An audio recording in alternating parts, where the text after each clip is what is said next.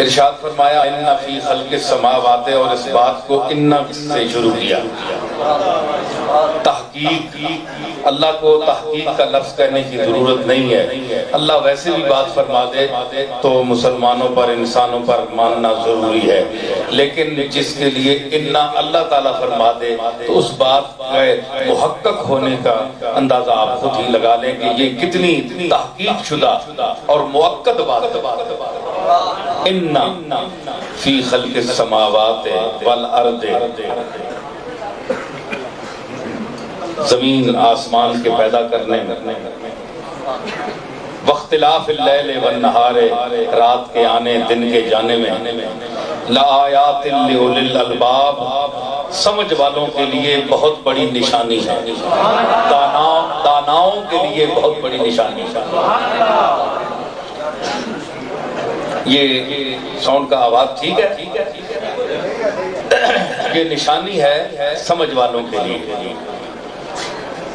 اچھا، یہ تو بات سمجھ آ گئی، یعنی جو سمجھ والے ہیں ان کے لیے ان چیزوں کے اختلاف، رات کے جانے دن کے آنے میں، زمین کے آسمان کے بننے میں، اور جو کچھ ہے یہاں آپ کو نظر آ رہا ہے، تو وہ لوگ جو دانائی رکھتے ہیں، عقل رکھتے ہیں، ان کے لیے بہت بڑی نشانیاں ہیں۔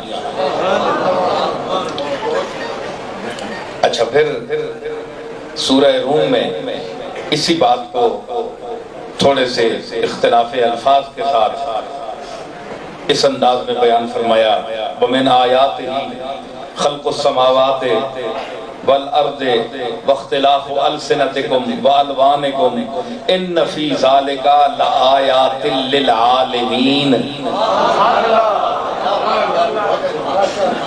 بات وہی ہے کہ تمہارے زبانوں میں جو اختلاف ہے، وَمِنْ آیَاتِهِ، اور اللہ کی آیات میں ہے، اللہ کے وجود کی مکمل اور مستند دلائل میں سے ہے کیا؟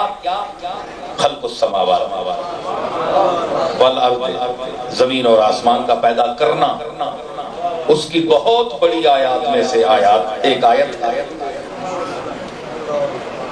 واختلاف السنتکم والوانکم، تمہاری زبانوں کا اختلاف، تھوڑے سے فاصلے کے بعد زبان لہجہ بدل جاتا ہے، تمہارے جو رنگوں میں اختلاف ہے، مختلف رنگ ہیں،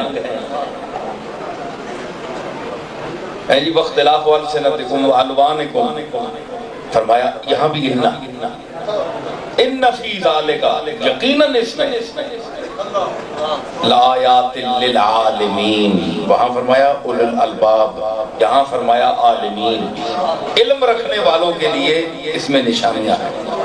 اب سوال یہ پیدا ہوتا ہے کہ ایک ہی بات کو طرح سے اختلاف میں بیان کیا جا رہا ہے، تو دو لفظ استعمال کیے گئے، عقل اور علم، کیا دونوں یہ مختلف چیزیں ہیں؟ عقل اور چیز ہے، علم اور چیز ہے۔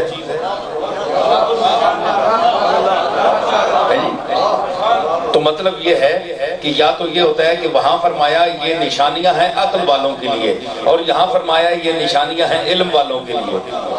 اب دو طبقے اللہ نے تقسیم کر دیے، اب ہم کس طرف جائیں؟ عقل والوں کی طرف جائیں یا علم والوں کی طرف جائیں؟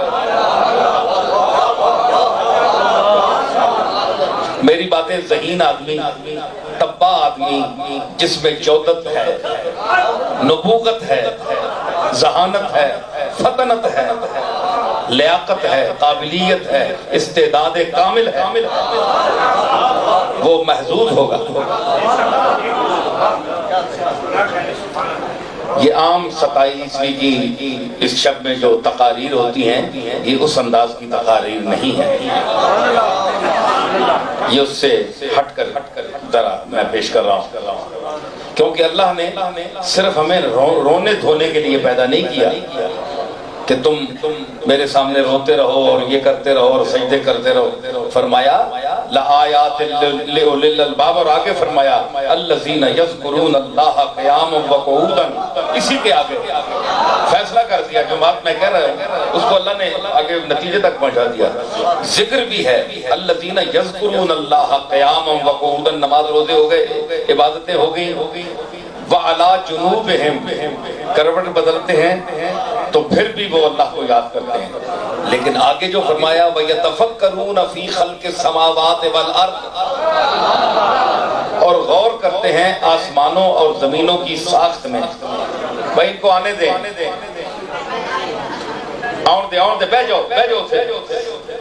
بہ جاؤ تھے.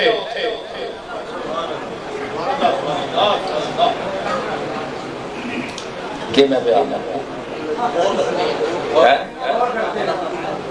یتفکرون فی خلق السماوات والارض غور کرتے ہیں زمینوں اور آسمانوں کی تخلیق میں کہ اللہ نے یہ کیا چیزیں پیدا کی ہیں, کس لیے پیدا کی ہیں. یتفکرون فی خلق السماوات والارض اور پھر کیا عرض کرتے ہیں ربنا ما خلقت ھذا باطلا. اور فکر کرنے کے بعد کہتے ہیں اے ہمارے رب تو نے یہ سب کچھ باطل پیدا نہیں کیا, ہر چیز ایک ایک ذرہ با مقصد ہے. یعنی ذکر بھی کرتے ہیں, فکر بھی کرتے ہیں. ذکر علم کا تعلق ہے ذکر سے, علم ہوگا تو ذکر ہوگا. ذکر کے لیے علم کا ہونا ضروری ہے اور فکر کے لیے عقل کا ہونا ضروری ہے.